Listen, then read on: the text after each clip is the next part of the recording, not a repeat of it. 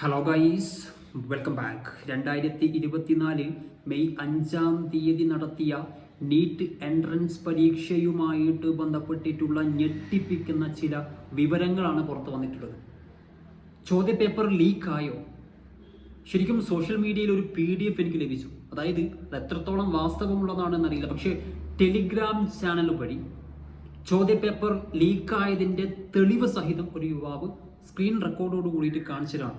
ടെലിഗ്രാമിൽ വന്ന ചർച്ചകൾ, അതിൽ വന്ന മെസ്സേജുകൾ, കുട്ടികൾക്ക് പേപ്പർ ആവശ്യമുണ്ടെങ്കിൽ ഇത്ര പൈസ തന്നു കഴിഞ്ഞാൽ പേപ്പർ ആവശ്യമായിട്ട് വരും, പ്രൈവറ്റ് കോളേജിൽ പഠിച്ചു കഴിഞ്ഞാൽ നിങ്ങൾ ഇത്ര പൈസ കൊടുക്കേണ്ടി വരും, ചോദ്യപേപ്പർ പ്രിന്റ് ചെയ്യുന്ന സമയത്ത് നിങ്ങൾക്ക് ഈ ചോദ്യപേപ്പർ ലീക്ക് ചെയ്തു തരാം, 5 ലക്ഷം രൂപ തന്നു കഴിഞ്ഞാൽ മതിയാകും എന്നുള്ള ചില PDFകളൊക്കെ നമുക്ക് ലഭിച്ചു. ടെലിഗ്രാം ചാറ്റുകളാണ്. പക്ഷേ അതിൻ്റെ ആ വാർത്തയുടെ അടിസ്ഥാനം അല്ലെങ്കിൽ എത്രത്തോളം വാസ്തവമുള്ളതാണ് എന്നറിയില്ല. പക്ഷെ അതിൻ്റെ ലിങ്ക് അല്ലെങ്കിൽ ആ PDF നിങ്ങൾക്ക് ആവശ്യമാണെങ്കിൽ, ശരിക്കും ആ ചാറ്റുകളൊക്കെ ഞെട്ടിപ്പിക്കുന്നതാണ്.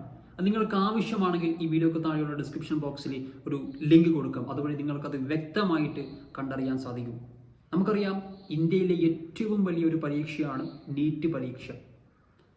25 ലക്ഷത്തോളം കുട്ടികളാണ് 2024 നീറ്റ് പരീക്ഷ എഴുതിയിട്ടുള്ളത്. അത്രത്തോളം കുട്ടികൾ ഈ പരീക്ഷ എഴുതിയിട്ടുണ്ട്. പക്ഷേ NTA നാഷണൽ ടെസ്റ്റിംഗ് ഏജൻസിയെ വിശ്വസിച്ചുകൊണ്ട് കുട്ടികൾ അത്രയും കഷ്ടപ്പെട്ട് പഠിച്ച് പരീക്ഷ എഴുതിയിട്ട് അത് ഒന്നുമല്ലാതാകുന്ന അവസ്ഥയാണ്. ഈവൻ എൻ്റെ സിസ്റ്ററും ഈ വർഷം നീറ്റ് എൻട്രൻസ് എക്സാം എഴുതിയിട്ടുണ്ട്. ഈസി ആയിരുന്നു എന്ന് അവളും പറഞ്ഞിട്ടുണ്ട്. പക്ഷേ എത്ര ഈസി ആയാലും കഷ്ടപ്പെട്ട് പഠിച്ച് മാർക്ക് കിട്ടിയ കുട്ടികൾക്കൊരു ഗവൺമെൻറ് സീറ്റിൽ MBBS പഠിക്കാൻ പറ്റാത്തൊരവസ്ഥ. ചോദ്യപേപ്പർ കിട്ടി അല്ലെങ്കിൽ ഗ്രേസ് മാർക്ക് വഴി, ഗ്രേസ് മാർക്ക് എന്നൊക്കെ കേൾക്കുമ്പോൾ ശരിക്കും ചിരിയാണ് വരുന്നത്. കാരണം +1 അഡ്മിഷന് വേണ്ടിയിട്ട്, ഡിഗ്രി അഡ്മിഷന് വേണ്ടിയിട്ട്, ബോർഡ് എക്സാമിലേക്ക് അല്ലെങ്കിൽ അഡ്മിഷന് വേണ്ടിയിട്ട് ഇങ്ങനെ ഗ്രേസ് മാർക്ക് സർട്ടിഫിക്കറ്റ് ഉണ്ടോ എന്നൊക്കെ +1ലേക്ക് ചോദിക്കും. ഇതെന്താ ബോർഡ് എക്സാം ആയിട്ടാണോ? ദേശീയ തലത്തിൽ നടക്കുന്ന ഏറ്റവും വലിയൊരു പരീക്ഷയല്ല. ഇതിലെവിടെയാണ് ഗ്രേസ് മാർക്ക്? ഗ്രേസ് മാർക്കിൻ്റെ കാര്യം നിങ്ങൾ എവിടെയാണ് ഇതിനു മുമ്പ് പറഞ്ഞിട്ടുള്ളതും സൂചിപ്പിച്ചിട്ടുള്ളതും? ഗ്രേസ് മാർക്കിൻ്റെ കാര്യം ഇതിനു മുമ്പ് ഒരു നോട്ടിഫിക്കേഷനും ഇല്ല. ഇതുവരെ ഇല്ലാത്ത ഒരു പുതുമ എന്തുകൊണ്ട് ഈ വർഷം? അതും കുട്ടികൾ ആരും അറിയില്ല. ഒരു നോട്ടിഫിക്കേഷനും ഗ്രേസ് മാർക്കിൻ്റെ കാര്യം പറഞ്ഞിട്ടില്ല. അങ്ങനെയുള്ള ഒരു സമയത്ത്, ഒരു സാഹചര്യത്തിൽ 1563 വിദ്യാർത്ഥികൾ ഗ്രേസ് മാർക്ക് അനുവദിച്ചു കൊടുക്കുകയാണ്. എന്തിൻ്റെ അടിസ്ഥാനത്തിൽ? അതിനൊരു മുടന്ന ന്യായം പറഞ്ഞത് എന്താണെന്നറിയോ? NTA കഴിഞ്ഞ ദിവസം ഒരു ഒഫീഷ്യൽ ഒരു PDF, ഒരു ഔദ്യോഗിക അറിയിപ്പ് പുറപ്പെടുവിച്ചത് എന്താണെന്നറിയോ? അതായത് ഈ വിദ്യാർത്ഥികൾക്ക് ഗ്രേസ് മാർക്ക് കൊടുക്കാൻ കാരണം അവർക്ക് ടൈം വേസ്റ്റ് ആയത്, ടൈം ലോസ് ആയതിൻ്റെ അടിസ്ഥാനത്തിൽ അവർ കോടതിയെ സമീപിച്ചു, ഹൈക്കോടതിയെ സമീപിച്ചു. അങ്ങനെ സമീപിച്ചപ്പോൾ അത്തരം വിദ്യാർത്ഥികൾക്ക് ഗ്രേസ് മാർക്ക് കൊടുത്തു എന്നുള്ളതാണ്. അങ്ങനെയാണെങ്കിൽ കേരളത്തിലുള്ള എത്രയോ എക്സാം സെൻറ്ററുകളിൽ ഇങ്ങനെ വിദ്യാർത്ഥികൾക്ക് ടൈം വേസ്റ്റ് ആയിട്ടുണ്ട്. അരമണിക്കൂറും 3/4 മണിക്കൂർ വരെ ടൈം വേസ്റ്റ് ആയിട്ടുണ്ട്. അങ്ങനെയാണെങ്കിൽ ഈ കുട്ടികൾക്കൊക്കെ കോടതിയെ സമീപിച്ചിട്ട് ഗ്രേസ് മാർക്ക് നേടിയെടുത്തിട്ട് MBBS അഡ്മിഷൻ നേടിയെടുത്താൽ പോലെ. എന്ത് മുടന്ത ന്യായാണോ നിങ്ങൾ ഈ പറയുന്നത്? വലിയൊരു സ്കാമാണ്, വലിയൊരു തട്ടിപ്പാണ്. ചെറിയതൊന്നുമല്ല, വലിയൊരു തട്ടിപ്പാണ് ഇവിടെ നടന്നിട്ടുള്ളത്. നിങ്ങളുടെ ക്രെഡിബിലിറ്റിയെ തന്നെ ബാധിക്കുന്ന രീതിയിലുള്ള ഏറ്റവും വലിയ ഒരു സ്കാം തന്നെയാണ് ഇവിടെ NTA നടത്തിയിട്ടുള്ളത്. എന്തായാലും വിദ്യാർത്ഥികളുടെയും രക്ഷിതാക്കളുടെയും പല സെൻറ്ററുകളുടെയും ആവശ്യം ഒന്നെങ്കിൽ റീവാലുവേഷൻ ചെയ്യുക.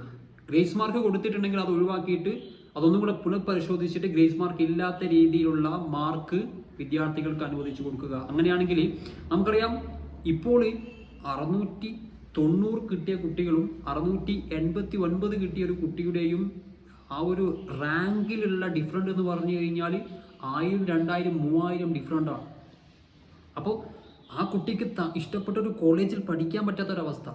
660ൻ്റെ താഴെ കിട്ടിയ കുട്ടിയാണെങ്കിൽ ആ കുട്ടിക്ക് ഗവൺമെൻറ് കോളേജിൽ MBBS പഠിക്കാൻ പറ്റാത്ത അവസ്ഥ.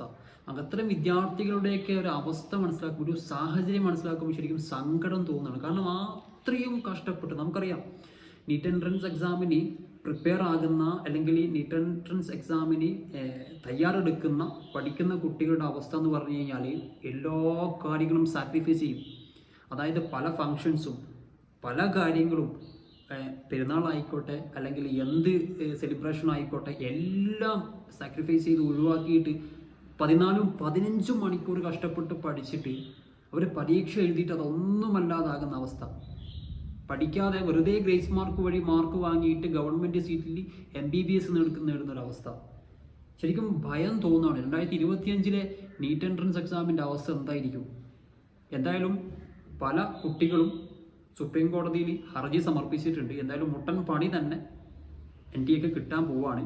അവർക്ക് ഇനി ഒരു മുടന്തൻ ന്യായം പറഞ്ഞിട്ട് നിൽക്കാൻ സാധിക്കില്ല. കാരണം ഒരിക്കലും പറ്റാത്ത, ഒരിക്കലും ചെയ്യാൻ പാടില്ലാത്ത വലിയൊരു തെറ്റാണ് അവർ ചെയ്തിട്ടുള്ളത്.